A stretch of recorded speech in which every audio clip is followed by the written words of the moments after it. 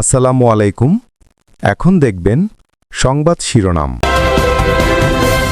নরসিংদীতে তরুণীকে সংঘবদ্ধ ধর্ষণ ও হত্যা মামলায় গ্রেফতার 5 আসামি কারাগারে, রিমান্ড শুনানি 1 মার্চ। মূল অভিযুক্ত এখনও ধরা না পড়ায় ক্ষোভ। গণতন্ত্রকে প্রাতিষ্ঠানিক রূপ দিতে চায় সরকার, প্রধানমন্ত্রীর নির্দেশে চলছে বৈষম্যহীন ও দুর্নীতিমুক্ত দেশ করার কাজ। স্থানীয় সরকার নির্বাচন যথাসময়ে হবে, এটা আমরা আগেও বলেছি, এবং গণতন্ত্রকে তার প্রাতিষ্ঠানিক রূপ দেওয়ার কাজগুলো করা হবে। ঝিনাইদহের কালীগঞ্জে অভ্যন্তরীণ কোন্দলের জেরে বিএনপির দুপক্ষের সংঘর্ষ, পুলিশ সদস্য সহ আহত অন্তত 10 জন। নরসিংদীতে ধর্ষণের পর ভুক্তভোগী তরুণীকে বাবার কাছ থেকে তুলে নিয়ে হত্যার অভিযোগে গ্রেফতার 5 আসামিকে কারাগারে পাঠিয়েছেন আদালত। রিমান্ড শুনানির দিন ধার্য করা হয়েছে 1 মার্চ। এই ঘটনায় মূল অভিযুক্ত বখাটে নুরা এখনও ধরা পড়েনি। ঘটনাস্থল পরিদর্শন ও ভুক্তভোগী পরিবারের সাথে কথা বলেছেন ঢাকা রেঞ্জের ডিআইজি। আসামিদের দ্রুত আইনের আওতায় আনার আশ্বাস দিয়েছেন তিনি। নরসিংদীর মাধবদীতে তরুণীকে সংঘবদ্ধ ধর্ষণ ও হত্যার ঘটনায় দেশজুড়ে চলছে তোলপাড়। আইনশৃঙ্খলা বাহিনীর অভিযানে এরই মধ্যে গ্রেফতার হয়েছে 5 জন। গ্রেফতারকৃত ইউনিয়ন বিএনপির সহসভাপতি ও সাবেক মেম্বার আহমদ আলী দেওয়ান, তার ছেলে ইমরান, মূল অভিযুক্ত নুরার চাচাতো ভাই আয়ুব, সহযোগী আবেদুল্লাহ ও গাফফরকে দুপুরে মাধবদী আমলি আদালতে নেওয়া হয়। 10 দিনের রিমান্ড আবেদন করে পুলিশ। 1 মার্চ শুনানির দিন ধার্য করে আসামিদের কারাগারে পাঠানোর নির্দেশ দেয় বিচারক। এর আগে বৃহস্পতিবার রাতে 9 জনকে আসামি করে মামলা করে ভুক্তভোগীর পরিবার। স্বজনদের অভিযোগ, সপ্তাহ 2 আগে ওই তরুণীকে স্থানীয় বখাটে নুরার নেতৃত্বে 6 জন সংঘবদ্ধ ধর্ষণ করে। পরে মোটা অঙ্কের টাকা নিয়ে ঘটনা ধামাচাপা দেওয়ার চেষ্টা করে বিএনপি নেতা ও সাবেক মেম্বার আহমদ আলী দেওয়ান। ভুক্তভোগী পরিবার মীমাংসায় রাজি না হওয়ায় তাদের ভয়ভীতি দেখানো হয়। স্বজনদের অভিযোগ, বিচার না হওয়ায় আরও বেপরোয়া হয়ে ওঠে বখাটেরা। গত বুধবার সৎ বাবা মায়ের সাথে খালার বাড়ি যাওয়ার সময় জোর করে তুলে নিয়ে যায় ওই তরুণীকে।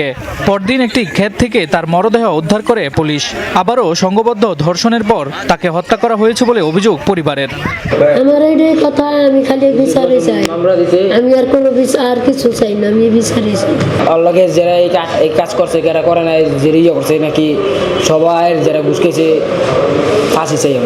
যারা এই মনে মাদার করছে হাগর দইরা আইনা হাগো বিচার চান, হাগো ফাঁসি হোক, জেল হোক। প্রশাসনের সর্বোচ্চ দাবি যে রাজনৈতিক ছত্রছায়া যেন কেউ ধর্ষণের বিচার থেকে ছাড়া না পায়।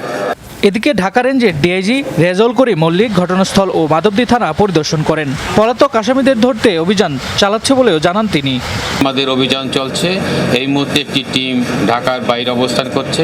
আমরা ইনশাল্লাহ খুব তাড়াতাড়ি ধর্ষক এবং সালিশকারী যারা ছিল তাদেরকে গ্রেপ্তার করতে সক্ষম হব। মূল অভিযুক্ত বখাটে নুরা এখনও ধরা না পড়ায় ক্ষোভ জানিয়েছেন ভুক্তভোগী পরিবার ও এলাকাবাসী। পুলিশ হত্যা সহ অমীমাংসিত বিষয়গুলো নিয়ে তদন্ত হয়েছে, প্রয়োজনে আবারও তদন্ত হবে। ঠাকুরগাঁয়ে এক অনুষ্ঠানে কথা বলেছেন এলজিআরডি মন্ত্রী মির্জা ফখরুল ইসলাম আলমগীর। এদিকে প্রধানমন্ত্রী তারেক রহমান তার ঘোষিত প্ল্যান বাস্তবায়নে কাজ শুরু করেছেন বলেও জানিয়েছেন জনপ্রশাসন বিষয়ক উপদেষ্টা ইসমাইল হোসেন জবিউল্লাহ। সাপ্তাহিক ছুটির দিনে মন্ত্রী প্রতিমন্ত্রীদের অনেকেই অবস্থান করছেন নিজ নিজ এলাকায়, কেউ কেউ ঘুরে দেখেন উন্নয়ন কর্মকাণ্ড। দায়িত্ব গ্রহণের পর উন্নয়নের বার্তা দিলেন এলজিআরডি মন্ত্রী মির্জা ফখরুল ইসলাম আলমগীর। জুমার নামাজের পর ঠাকুরগাঁওয়ে একটি মাদ্রাসা ও লিল্লা বোর্ডিং এর বহুতল ভবনের ভিত্তিপ্রস্তর স্থাপনের মাধ্যমে শুরু হলো তার জনকল্যাণমূলক কর্মকাণ্ড। এ সময় মির্জা ফখরুল ইসলাম বলেন, পুলিশ হত্যা সহ অমীমাংসিত বিষয়ে তদন্ত হয়েছে, যদি প্রয়োজন হয় তাহলে আবার তদন্ত হবে।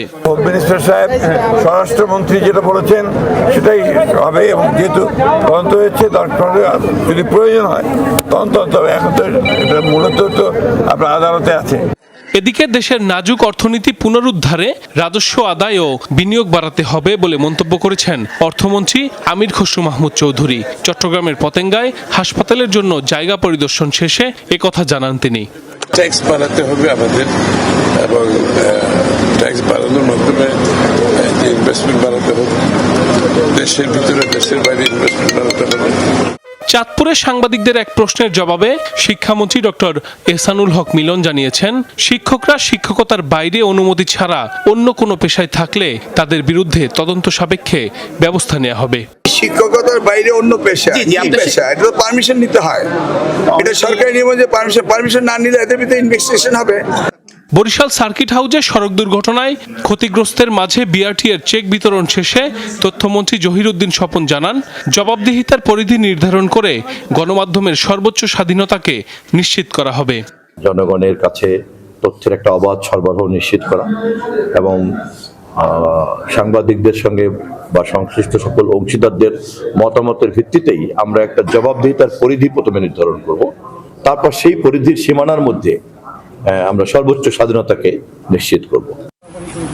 সকালে সুনামগঞ্জের হাওরে বিভিন্ন ফসল রক্ষা বাঁধ এবং কাজের অগ্রগতি পরিদর্শনকালে পানি সম্পদ মন্ত্রী শহীদুদ্দিন চৌধুরী আনি বলেন, বিগত আমলে হাওর রক্ষায় দুর্নীতি ছড়িয়ে পড়েছিল, ভবিষ্যতে যেন আর এমন না হয় সেজন্য জিরো টলারেন্স নীতি গ্রহণ করবে সরকার। দায়িত্ব নিয়েই আজকে মানুষের পাশে দাঁড়িয়েছি, এটা আমাদের নির্বাচনী প্রতিশ্রুতি। আমরা প্রতি বছর যেন এই কাজগুলা সুন্দরভাবে হয় এবং সম্পূর্ণভাবে দুর্নীতিমুক্ত। রাজশাহীতে সরকারি জমি দখল করে অবৈধভাবে বহুতল ভবন গড়ে তোলার অপরাধে সাবেক বিভাগীয় কমিশনার হিলাল উদ্দিন এবং জড়িত অন্যান্য আমলাদের বিরুদ্ধে তদন্ত করে ব্যবস্থা নেওয়ার কথা জানিয়েছেন ভূমিমন্ত্রী মিজানুর রহমান মিনু। দেশকে স্বাধীনতা সার্বভৌমত্ব রক্ষা করার দায়িত্ব আমাদের সবাই, আর প্রশাসন এক একটা উইং এক একটা মন্ত্রণালয়ের আওতায় চলে। এদিকে লক্ষ্মীপুর সার্কিট হাউসে সাংবাদিকদের সাথে আলাপকালে প্রধানমন্ত্রীর জনপ্রশাসন বিষয়ক উপদেষ্টা মোহাম্মদ ইসমাইল জবিউল্লাহ জানান, প্রধানমন্ত্রী তারেক রহমান তার প্ল্যান বাস্তবায়নের কাজ শুরু করেছেন। একটি দক্ষ মেধাভিত্তিক প্রশাসন গঠনের মাধ্যমে বৈষম্যহীন ও দুর্নীতিমুক্ত দেশ গড়ার প্রত্যয় ব্যক্ত করেন তিনি। আমাদের নেতা জনাব তারেক রহমানের যে ডিক্লার্ড পলিসি সেটা হচ্ছে মেরিটোক্রেসির বাংলাদেশ। আমাদের একটা দক্ষ, একটা নিরপেক্ষ, মেধাভিত্তিক প্রশাসন আমরা বাংলাদেশের জনগণকে উপহার দেব এবং যারা জনগণের সেবক হিসেবে জনগণের কাজ করে, প্রশাসক হিসেবে নয়। এই হচ্ছে মূল কথা। মাদারীপুরে দলীয় অনুষ্ঠান শেষে শ্রম, প্রবাসী কল্যাণ ও বৈদেশিক কর্মসংস্থান প্রতিমন্ত্রী নুরুল হক নূর বলেন, গণঅভ্যুত্থান পরবর্তী রাজনীতিতে মানুষ পরিবর্তন চায়। যারা নেতৃত্ব দিবে তারা আগের মতো মানুষের উপরে চাপিয়ে দিবে, মানুষের উপরে খবরদারি করবে। মানুষ এই রাজনীতি চায় না। বর্তমান পরিস্থিতিতে জনগণের নিরাপত্তা বিঘ্নিত হচ্ছে বলে মন্তব্য করেছেন বিরোধী দলীয় নেতা ও জামায়াত আমির ডাক্তার শফিকুর রহমান। দুপুরে সিলেটে কুদরতুল্লাহ জামে মসজিদে জুমার নামাজ শেষে মন্তব্য করেছেন তিনি। জামায়াতের আমির আরও বলেন, সরকারি দলের মন্ত্রীদের কিছু কথা সমাজকে অস্থির করে তুলছে এবং অপরাধকে উস্কে দিচ্ছে। এসব কর্মকাণ্ড করলে মানুষ ও দেশের মঙ্গল হবে না। আগামীর বাংলাদেশ করতে হলে পক্ষ বিপক্ষ এবং নিরপেক্ষ সবাইকে একসাথে মিলেমিশে দেশের জন্য কাজ করতে হবে। পাশাপাশি সরকারের ভালো কাজে সমর্থন থাকলেও অন্যায় কোনো ছাড় দেওয়া হবে না বলেও জানিয়েছেন জামায়াত আমির। দেশ ভালো থাকলে ইনশাল্লাহ আমরা ভালো থাকবো, দেশ যদি খারাপ হয় আমরাও ভালো থাকতে পারবো না। তবে দেশে কিছু বিদ্যমান সমস্যা আমরা দেখতে পাচ্ছি গত কয়েকদিন ধরে। মানুষের জীবনের নিরাপত্তা দারুণভাবে বিঘ্নিত হচ্ছে।